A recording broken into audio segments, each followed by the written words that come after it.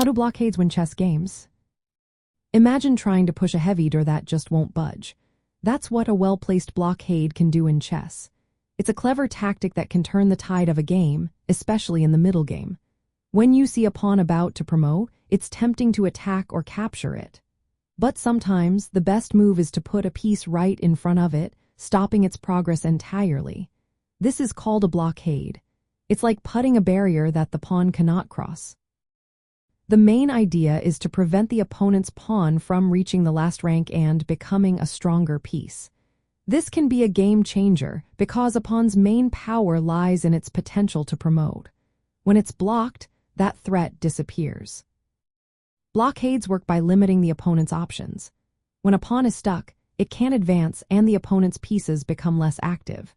This forces the opponent into a defensive stance, giving you more control of the board. The piece doing the blocking, often a knight, usually lands on a strong square called an outpost. From there, it can control many important squares and threaten other enemy pieces.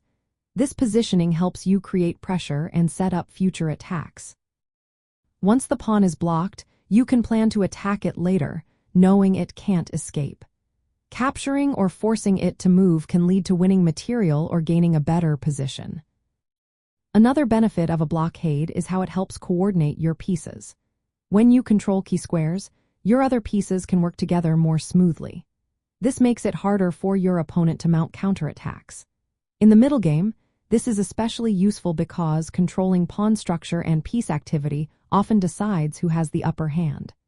The knight is usually the best piece for a blockade because it can jump over other pieces and reach ideal squares easily. Sometimes, the king or even a rook can be used to block, depending on the situation. In practical play, maintaining a blockade can force your opponent to waste moves defending or trying to break through. Meanwhile, you can improve your position, develop threats, and set up winning chances. This tactic is most effective during the middle game, when pawn structures and piece activity are at their most critical.